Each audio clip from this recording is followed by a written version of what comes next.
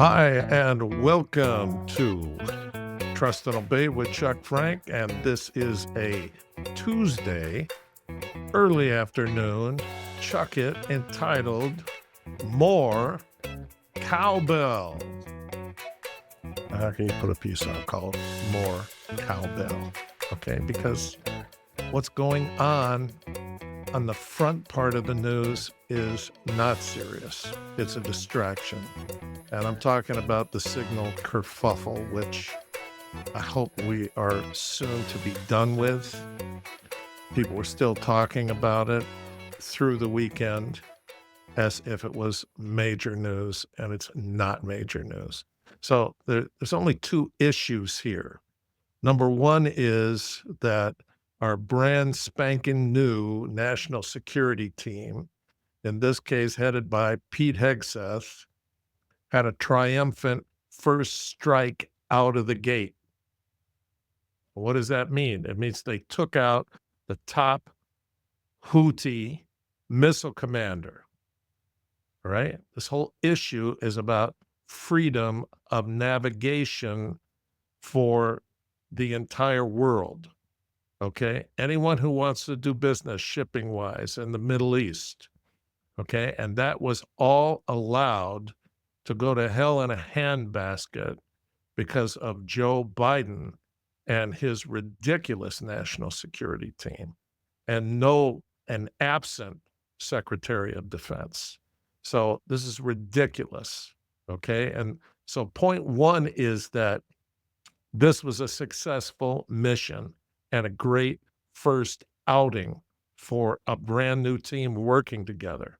The second point is that traitorous, treasonous Goldberg jerk managed to sneak on the call, okay? And it'll be determined later how that all happened, okay? But that is a minor issue.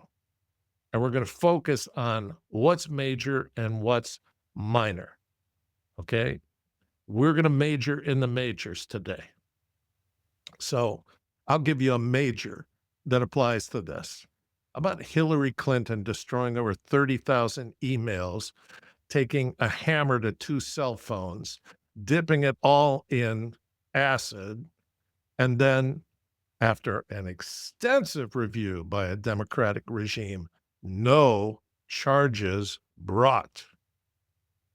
So we should not be paying any attention to them trying to inflate this gas balloon that is full of holes already. So I just want to make sure that people understand what these Democrats have got their knickers in a twist over, okay? This guy Goldberg from The Atlantic gets on this call. No one knows how he got on the call. No one knows why he didn't excuse himself, except he's a little journalist lib rat, and this was all cooked up, okay? But here is what they are claiming is this incredible national security breach. Pete Hegseth, these are his quotes. This is all they got. Godspeed to our warriors. That's one. That's one. Nothing too detailed there. F-18's launch, first strike package. Where? Does it name a place in the world? Does it name a target? Does it name coordinates? No. F-18's launch, first strike package. Okay. Then trigger-based F-18 first strike window starts. Target terrorist is at his known location, so should be on time. They watched him walk into his girlfriend's building, and this is the Houthi missile commander who has been raining death over the ocean in the Middle East. It says location, so should be on time. Also, strike drones launch MQ-9s. Okay, here's another one. More F-18s launch, second strike package. That's definitive, right? Where in the world? Strike drones on target. This is when the first bombs will definitely drop, pending earlier trigger-based targets. Anybody know where to go? Not from this, you can't. F-18 second strike starts. Also, first sea-based Tomahawks launched. Well, we know there's a ship involved. More to follow, per timeline. Last quote. We are currently clean on OPSEC. That is operational security. That's it. That's the big breach. Okay? Is that something you want to have happen? To have leftist journalists included in the comms for war fighting? No, I don't think so. Okay? So that's a mistake that needs to be taken care of. And it will be taken care of. And there'll be a lot of scrutiny of Signal. And I'll leave it to you all to look up who the CEO of Signal is, because she's also involved in NPR, and she is also a committed leftist. So there you go. This is a distraction. This whole thing has been a circus and a distraction. And Trump has said from the beginning, I'm not firing anybody. I'm especially not firing anybody for fake news and for hit pieces. But the question is, why are they banging that cowbell? Why won't they stop banging that cowbell? And it's because it's meant to be a distraction. But a distraction from what? Well, I'm going to give you some of my guesses. I've got three. The first one is distraction from the NGO that received 132 million plus from USAID that is funding all of the Tesla attacks and demonstrations. Okay? You think these are heartfelt, folks? You should look at the cell phone mapping. Over 2/3 of them are paid protesters from your tax money via USAID to this NGO, and they're paying people to firebomb Tesla dealerships and to destroy Tesla cars. Now, what's the result of this? Unfortunately, it has caused a big dent in Tesla's earnings. That's an empire that Elon runs while he's working for free for us, the US taxpayers, to try to find and successfully find, he says, $1 trillion in waste. And I would consider this 132 million waste. But wait, there's more, right? So he's going back to Tesla. That's not great for Trump or our government. Trump has said, I'd keep the guy as long as he would stay. He's amazing. But he has an empire to run. And none of them could have foreseen that his empire would be under attack.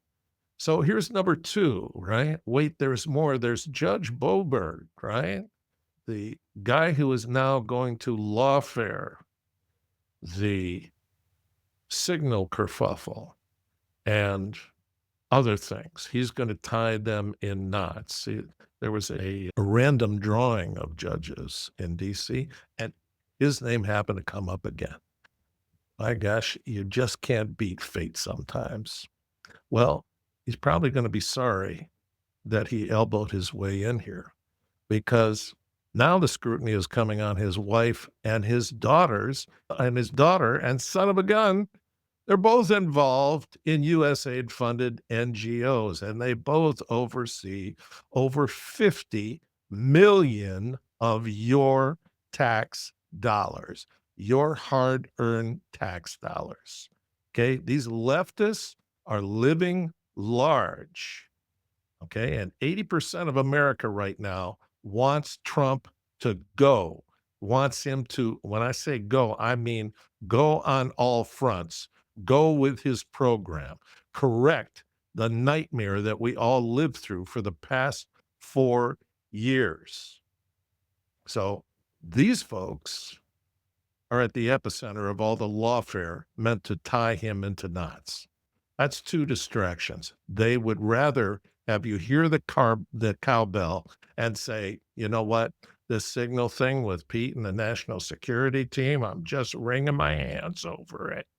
Let's look at number 3, and that is the Harvard soft terror programs that are funded by the CCP and are fomenting nonviolent demonstrating, which is really disguising George Floyd style color revolution demonstrating, which is on its way late May, early June.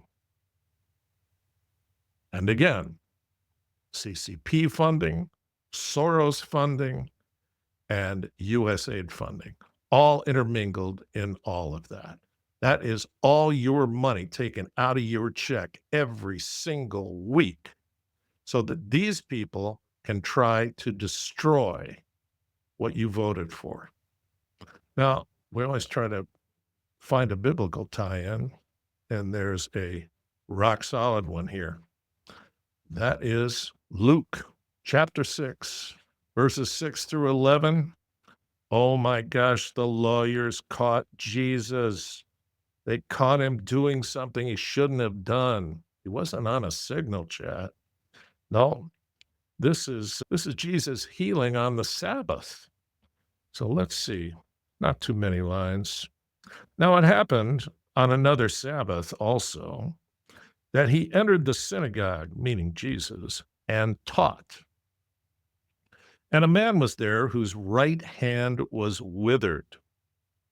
So the scribes and Pharisees watched him closely, whether he would heal on the Sabbath, that they might find an accusation against him. But he knew their thoughts and said to the man who had the withered hand, "Arise and stand here." And he arose and stood. Then Jesus said to them, meaning the Pharisees, "I will ask you one thing. Is it lawful on the Sabbath to do good or to do evil? To save life or to destroy?" And when he had looked around at them all, he said to the man, "Stretch out your hand." And he did so. And his hand was restored as whole as the other. But they were filled with rage and discussed with one another what they might do to Jesus. Well, we know what they did. They eventually found the mechanism they needed to crucify him. But what they're showing us is the heart and meaning of the law is not what's important. It's only what you can accomplish through finding technicalities like, hey, we got Jesus. He was actually working on the Sabbath because he heals people. That's his job. So he was working. We caught him. No, he shamed them out of it. But they were furious. And they would eventually catch him. Now, what are we seeing now? We see a whole new group of people who are willing to work hard and govern and are trying desperately to correct all the damage that has basically been salt sown into our land, beginning with Barack Obama and ending with Joe Biden. So all I can say is there's no truth in what the legacy media is offering you. So if you are going home tonight and you turn on your television as you sit down to eat dinner and you hear the cowbell, don't go. Go somewhere else. Donald Trump is performing a miracle on the withered hand of our government.